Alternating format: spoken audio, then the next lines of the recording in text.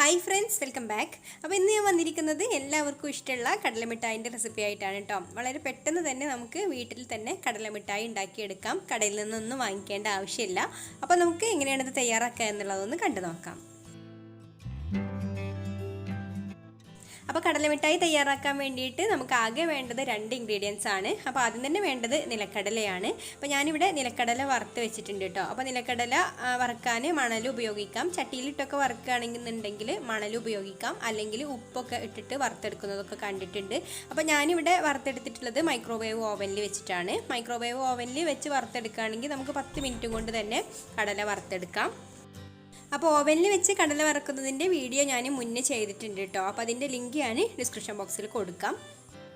അപ്പോൾ കടല തൊലിയൊക്കെ കളഞ്ഞിട്ട് ഇതുപോലെ ഒന്ന് സ്പ്ലിറ്റ് ചെയ്ത് വെച്ചിട്ടുണ്ട്.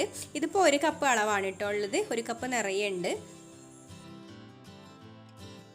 ഇനി നമുക്ക് ഇതിലേക്ക് വേണ്ട ശർക്കര ഒന്ന് ഉരുക്കിയെടുക്കാം. അപ്പോൾ വളരെ കുറഞ്ഞ വെള്ളത്തിൽ വേണം ശർക്കര ഉരുക്കിയെടുക്കാൻ. അപ്പോൾ ഇതിലേക്ക് ഇത്രയും വേണ്ട കേട്ടോ, ഒരു 4 അച്ച് ശർക്കരയാണ് പാകം 1 കപ്പ് കടലയിലേക്കാണെങ്കിൽ. അപ്പോൾ 1.5 കപ്പൊക്കെ ഉണ്ടെങ്കിൽ ഇത്രയും ശർക്കര എടുക്കാം. അപ്പോൾ ശർക്കര ഉരുകി വരുന്ന സമയം കൊണ്ട് നമുക്കിത് പരത്താൻ വേണ്ട സ്ഥലം കൂടെ ഒന്ന് റെഡിയാക്കി വെക്കാം. അപ്പോൾ ഞാനിവിടെ കൗണ്ടർ ടോപ്പിലാണ് കേട്ടോ ഇത് പരത്തിയെടുക്കുന്നത്. അപ്പോൾ ഞാൻ അവിടെ കുറച്ച് ഓയിലൊന്നാക്കി കൊടുക്കുന്നുണ്ട് ഒട്ടിപ്പിടിക്കാതിരിക്കാൻ വേണ്ടിയിട്ട്.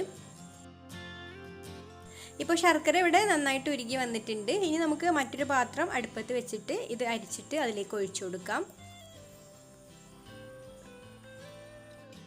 ഇനി ഇത് ഒന്നും കൂടെ തിളച്ചിട്ട് ഒന്ന് കുറുകി വരണം.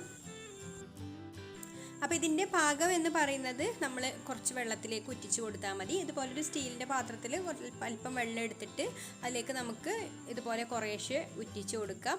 എന്നിട്ട് ഈ ഒരു വെള്ളത്തിൽ നിന്ന് അതെടുത്തിട്ട് നമുക്ക് കയ്യിൽ വെച്ച് ഉരുട്ടാനുള്ള ആ ഒരു പാകത്തിലാവുമ്പോൾ നമുക്കിതിലേക്ക് കടല ഇട്ട് കൊടുക്കാം. അപ്പോൾ ഇതിവിടെ റെഡി ആയിട്ടുണ്ട് കേട്ടോ. ഇതുപോലെ കയ്യിൽ വെച്ചിട്ട് ഉരുട്ടാനുള്ള ആ ഒരു പാകമായി കിട്ടിയിട്ടുണ്ട്. ഇനി നമുക്ക് കടല ഇട്ട് കൊടുക്കാം. കടല ഇട്ട് കൊടുത്ത് ഇതുപോലെ നന്നായിട്ടൊന്ന് മിക്സ് ചെയ്ത് കൊടുത്തതിന് ശേഷം നമുക്ക് പെട്ടെന്ന് തന്നെ കൗണ്ടർ ടോപ്പിലേക്ക് ഒഴിച്ചു കൊടുക്കാം. അപ്പോൾ കടലയുടെ എല്ലാ ഭാഗത്തും ഇതുപോലെ ശർക്കര എത്തണം കേട്ടോ.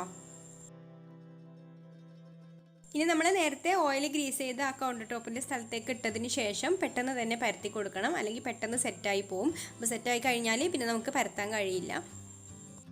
അപ്പോൾ ഇതുപോലെ ചട്ടകം വെച്ചിട്ടോ അല്ലെങ്കിൽ റോളർ വെച്ചിട്ടൊക്കെ ഒന്ന് കട്ടിയില്ലാതെ പരത്തിയെടുക്കുക. അപ്പോൾ ചൂടാറുന്നതിന് മുമ്പ് തന്നെ ഇതുപോലെ പരത്തിയെടുക്കണം കേട്ടോ, അല്ലെങ്കിൽ പരന്ന് കിട്ടില്ല. എന്നിട്ട് ചൂടാറുന്നതിന് മുമ്പ് തന്നെ നമുക്ക് ഇതുപോലെ കത്തി വെച്ചിട്ട് ഒന്ന് കട്ട് ചെയ്ത് കൊടുക്കാം. അപ്പോൾ ചൂടോടുകൂടി ഇതുപോലെ കട്ട് ചെയ്തെടുത്താലേ ഉള്ളൂ നമുക്ക് ആ ഒരു കറക്റ്റ് ഷേപ്പിൽ കിട്ടുള്ളൂ.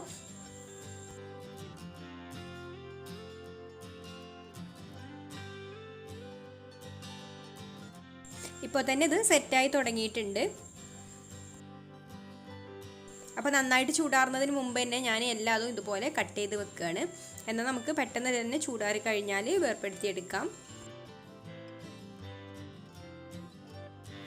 ഇപ്പോൾ എല്ലാതും ഞാൻ കട്ട് ചെയ്ത് വെച്ചിട്ടുണ്ട്. ഇനി ഒരു 10 മിനിറ്റ് വെച്ചാൽ മതി, അപ്പോഴേക്കും ഇത് നന്നായിട്ട് സെറ്റായിട്ടുണ്ടാവും. അപ്പോൾ ഇതിവിടെ റെഡി ആയിട്ടുണ്ട് കേട്ടോ. ഞാനിതെല്ലാം വേർപ്പെടുത്തി എടുത്തിട്ടുണ്ട്. അപ്പോൾ അതാ നമ്മൾ ആ ഒരു സമയത്ത് തന്നെ കട്ട് ചെയ്തെടുത്തതുകൊണ്ട് നല്ല കറക്റ്റ് ഷേപ്പിൽ തന്നെ കിട്ടിയിട്ടുണ്ട്. അപ്പോൾ ആ കടയിൽ നിന്നൊക്കെ വാങ്ങിക്കുന്നതിനേക്കാളും നല്ല ടേസ്റ്റുള്ള കടലമിഠായി ഇവിടെ റെഡി ആയിട്ടുണ്ട്. അപ്പോൾ നമുക്ക് പാകത്തെ ക്രിസ്പിനെസ്സിനുള്ള ഒരു കടലമിഠായിയാണിത്. അപ്പോൾ കുട്ടികൾക്കൊക്കെ വീട്ടിൽ തന്നെ കടലമിഠായി ഒക്കെ ഉണ്ടാക്കി കൊടുക്കുക. അപ്പോൾ നിങ്ങൾക്കൊരു റെസിപ്പി ഇഷ്ടമായിട്ടുണ്ടെങ്കിൽ ഒന്ന് ലൈക്ക് ചെയ്യുക, അതുപോലെ ഷെയർ ചെയ്യുക, നിങ്ങളുടെ അഭിപ്രായങ്ങളൊക്കെ കമൻറ്റ് ചെയ്യുക. പിന്നെ എൻ്റെ ചാനൽ സബ്സ്ക്രൈബ് ചെയ്യാത്തവരാണെങ്കിൽ ഒന്ന് സബ്സ്ക്രൈബും കൂടെ ചെയ്ത് സപ്പോർട്ട് ചെയ്യണേ. അപ്പോൾ ഇനി മറ്റൊരു നല്ല റെസിപ്പിയുമായിട്ട് അടുത്ത വീഡിയോയിൽ കാണാം. താങ്ക്